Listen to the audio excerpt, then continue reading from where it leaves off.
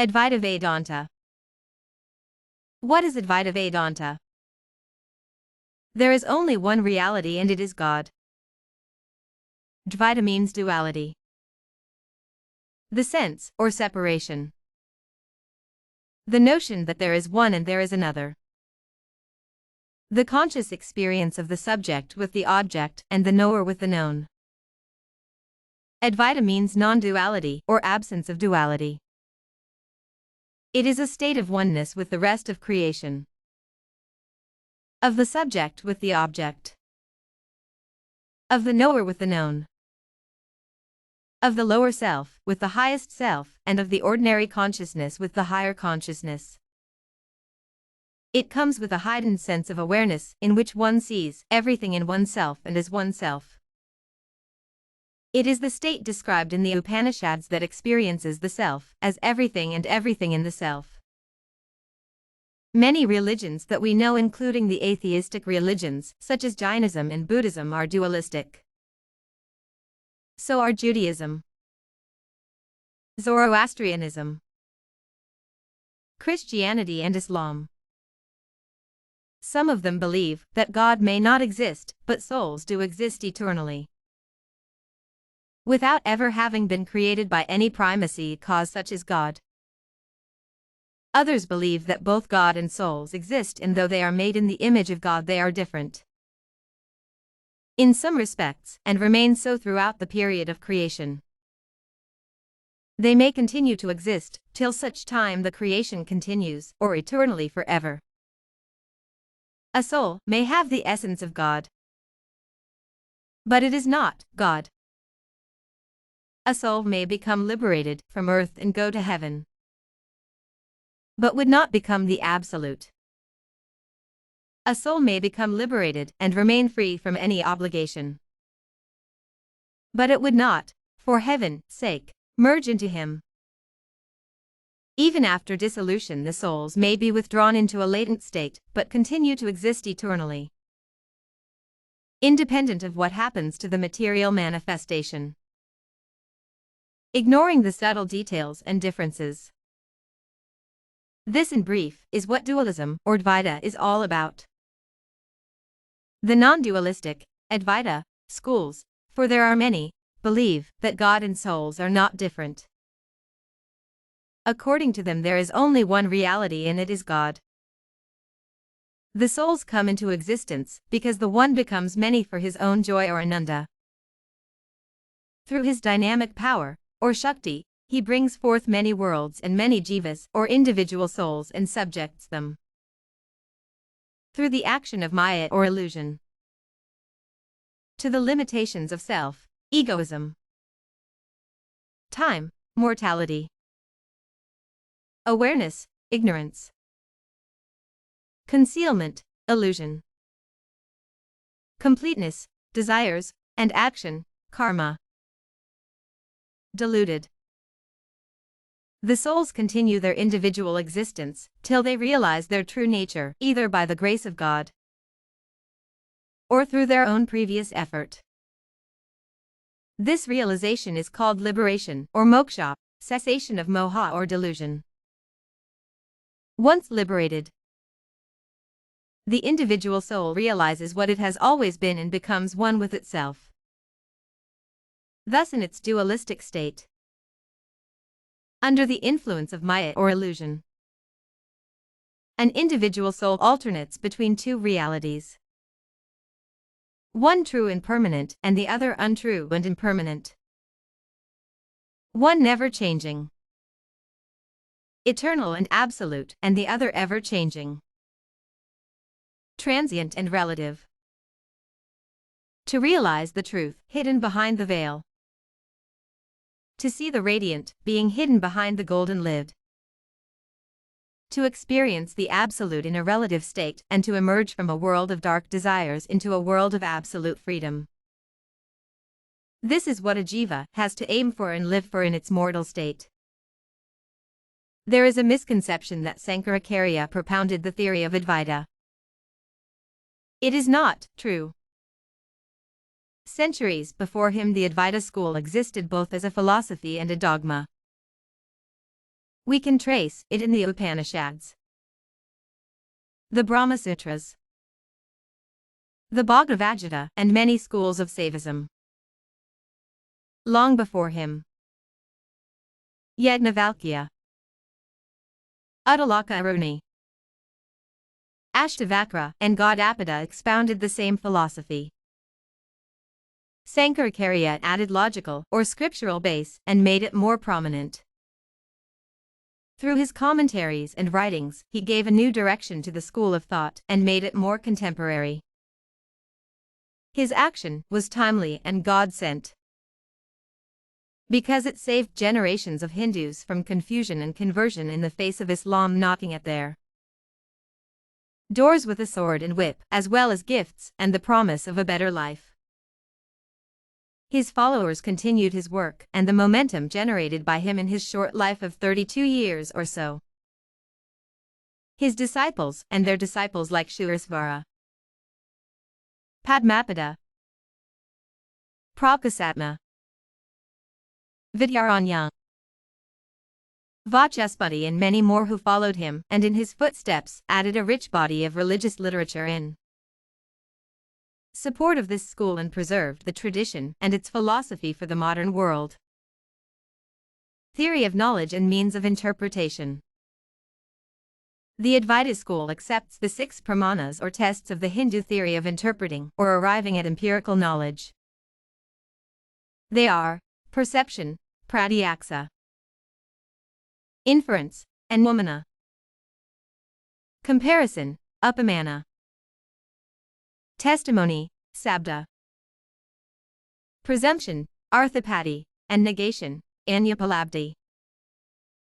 Of these, Sankara refers to 3 pramanas: perception, inference, and scriptural testimony. Of these again, the scriptural testimony, or the testimony of the Vedas, is considered the most important.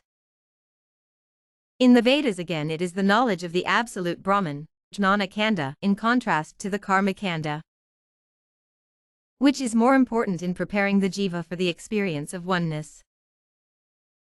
Advaita Vedanta does not advocate dogmatic blind belief based on scriptural evidence.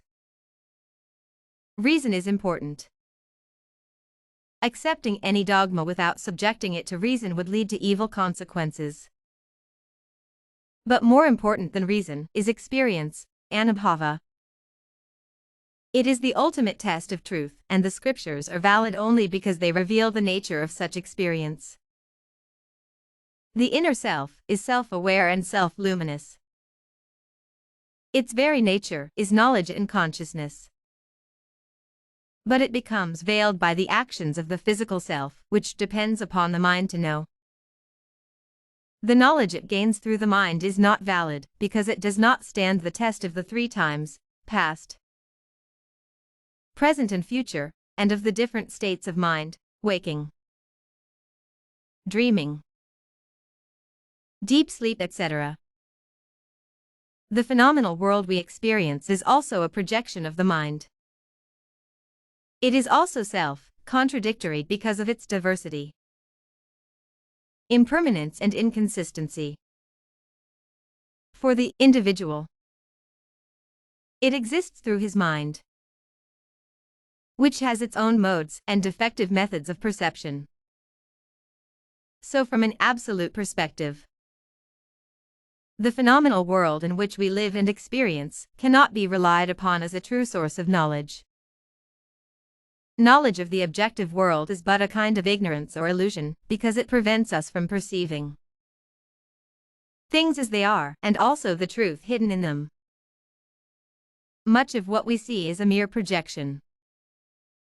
We mistake one for the other, couple the truth with untruth, and relate ourselves with the world in terms mine and not mine. The objective of self-inquiry is to free ourselves from this confusion and see the truth as it is. To become aware within our own pure consciousness and know simply without any dependence on the external means of knowing. This will come through direct experience. According to the Advaita Vedanta, reality cannot be 2 because anything that implies division contradiction, negation, or conditionality fails the test of supreme consciousness, whose nature is eternal and unconditional oneness and indivisibility. If Brahman and Atman are separate, it means one of them is not real, or dependent, or imperfect, or incomplete, or mutable, or divided, while none of these can truly describe Brahman, who is the negation of all these. Therefore Atman and Brahman represent one and the same consciousness. For our understanding we may name them differently as Atman and Brahman, but in reality they are but one absolute indistinguishable consciousness, which we can experience only by removing our ignorance. Similarly, what we term as Saguna and Nirguna Brahman are in reality one and the same consciousness. Their apparent division in our minds is an illusion, Maya, or a phenomenal appearance caused by Maya. Just as we tend to mistake the rope for a snake in certain states of mind. The concept of Maya is another important aspect of Advaita Vedanta. Maya is responsible for our phenomenal experience of duality. This Maya is neither real nor unreal. It is unreal when viewed from an absolute state of consciousness and real when we view it from relative state. Because it is neither real nor unreal, it is difficult to determine what it actually is, anirvachaniya. Maya creates ignorance, and through ignorance we fail to discriminate between truth and untruth and become attached to the phenomenal world, or the world of illusory appearances, samsara. Because of ignorance we also develop false notions of self and identify ourselves with our physical minds and bodies. This results in our bondage and cycle of births and deaths. This mistaken identify leaves impressions or imprints on the imperishable soul and results in its continuation in the phenomenal worlds through many births and deaths. Actually, the soul has neither death nor birth.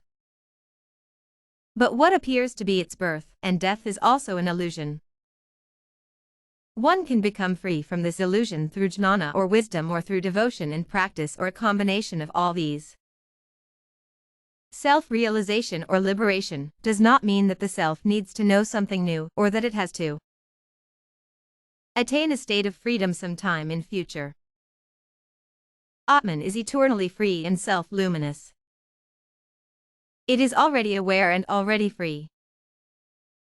What is required is to overcome our ignorance about its state, or the veil of illusion that hides its luminosity from our egoistic selves. Knowledge here does not mean intellectual knowledge, but awareness that comes out of insight and personal experience, through a process of inner purification and self-discipline. The senses have to be withdrawn from the phenomenal world into the mind, and the mind into the self. When the senses are quiet and the mind is withdrawn, the veil of ignorance drops and the self shines forth in its full radiance.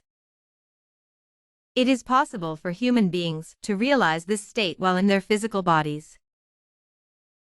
Those who realize it are freed forever. It does not make a difference if they are jivanmuktas, freed from mortal life, or vidamuktas, freed from bodies. There is nothing else to be realized or achieved, because the soul has realized its non-difference from the absolute self, which is its true nature. Advaita Vedanta.